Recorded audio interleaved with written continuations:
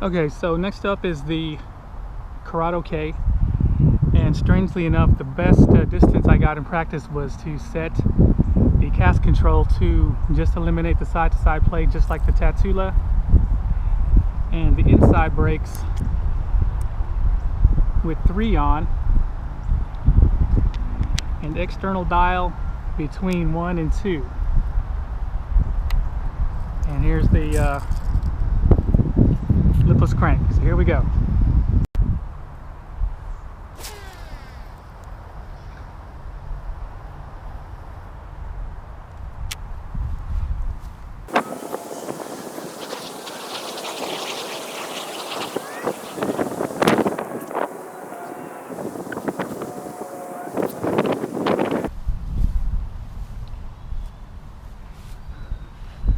.158 8 inches.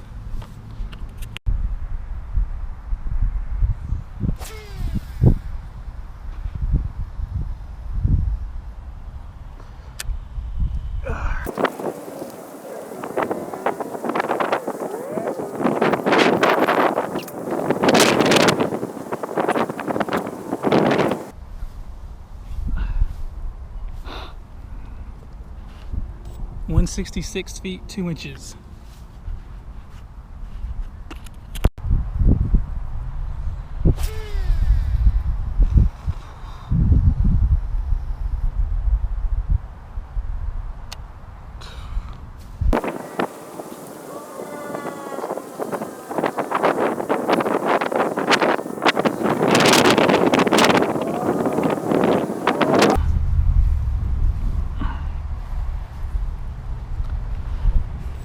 .173 4 inches.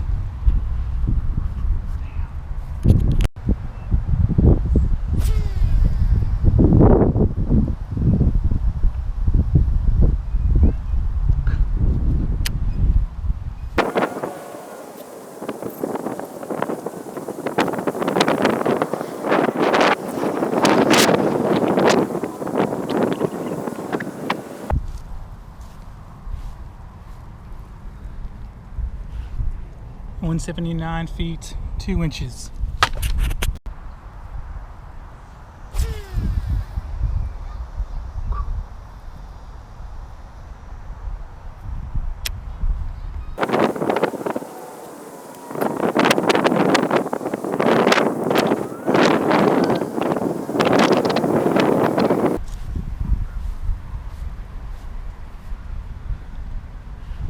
.164 feet 5 inches. Okay, so back from the field, as you can see by the numbers, the Curado K won that one easily by an average of 15 feet. So according to the standardized test, the Curado, since it averaged 168.4, will get 18.4 points, and the Tatula will get 3.4 points because it averaged 153.4. A couple of notes. It was really hard to set up the Tatula to get the right tension knob adjustments, cast control, and then of course the external dial, and as well as the swing. It took literally about 45 minutes to get it set up.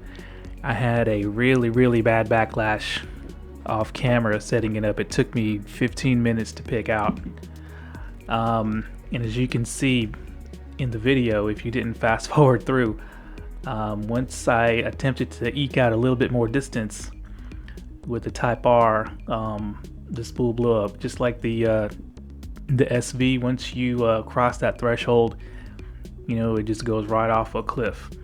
Well, the Curado was way more forgiving on the edge. When I did backlash, it wasn't as severe, and I could really put some effort into it. I put about the same amount, but the stroke was a little different for the Tatula. Now, when I was pre-measuring cast for the Tatula, I didn't even think it was going to hit 150 feet, to be honest. But I think I found the right setting, the optimum setting for the conditions and that particular lure.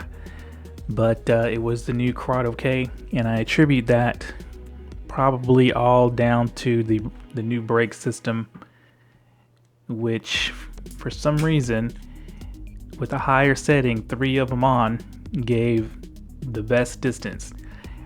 In practice, I hit over 180 feet a couple of times. I couldn't replicate it in while recording though.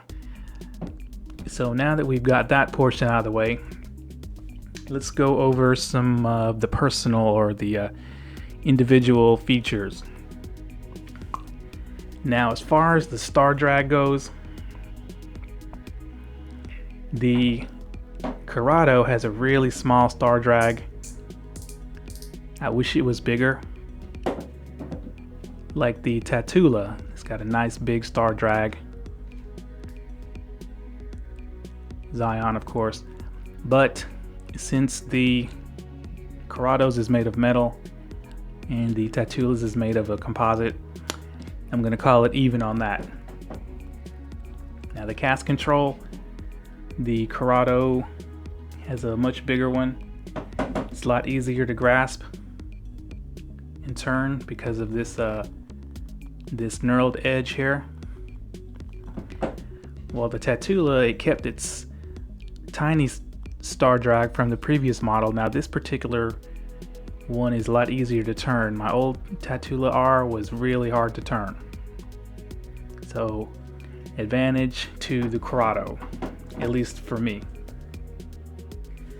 Now as far as the knobs go, both of them have comfortable knobs, but going from one to the other, the Curado really takes the cake. I've never felt more comfortable knobs than this.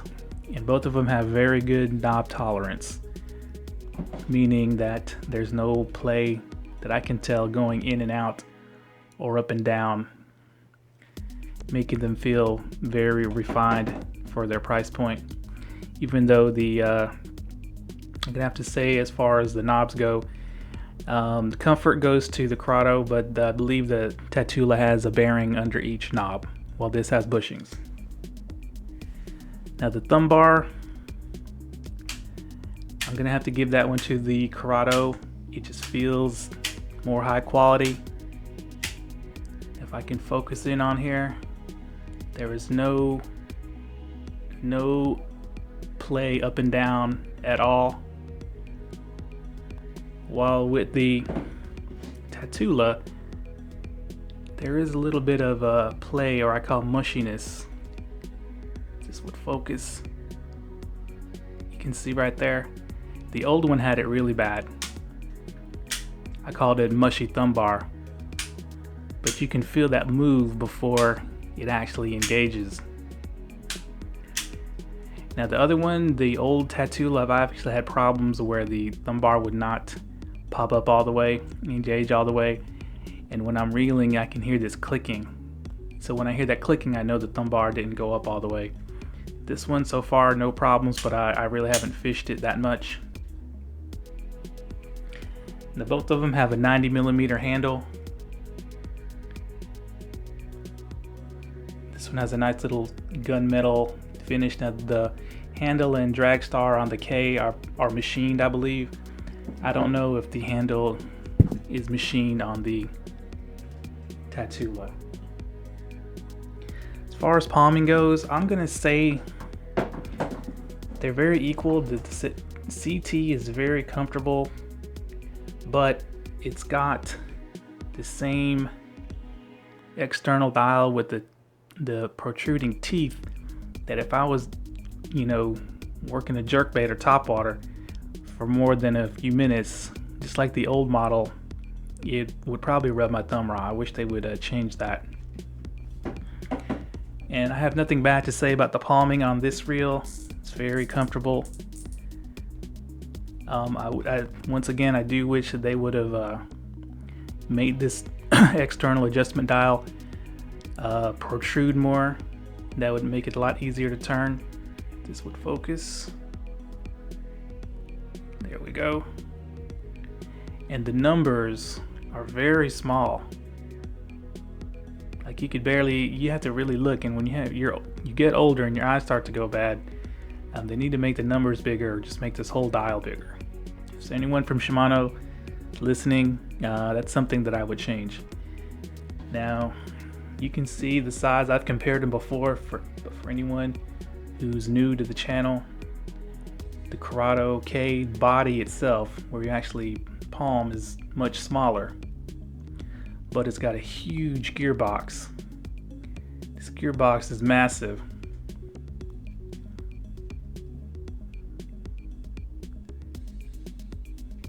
Excuse me. You can tell looking at the gearboxes, this has got a massive main gear. There's a picture of it out on the internet, and I think it's because of the micro module gears. But as far as smoothness, both are smooth, but if you can hear when I'm turning the handle, you hear the little, I believe that's the T-wing probably clacking around, while the Curado is almost whisper quiet. This has got a silky, glassy smoothness to it, while the Tatula has got a glassy, geary feel. Now, out on the field when I was reeling the lure in, the difference became less noticeable, but still the Curado K takes it in smoothness. So all these little comparisons are of course personal preference, and you may prefer the Type R qualities over the Curado K. But for anyone who is looking at these two reels and looking at the ergonomics standpoint, there you go. There's my take on it. Alright guys, so for right now the Curado K takes this one easily. I do believe, hopefully, that when we get down to the lighter lures with the lighter spool, the Tatula may shine and take those. One thing to note, that I may have to look for a new rod to throw that Boy Ducket topwater, because the Tatula rod I don't think was strong enough to cast that comfortably. So I may look into that and change the rod on that. Alright guys, thanks a lot.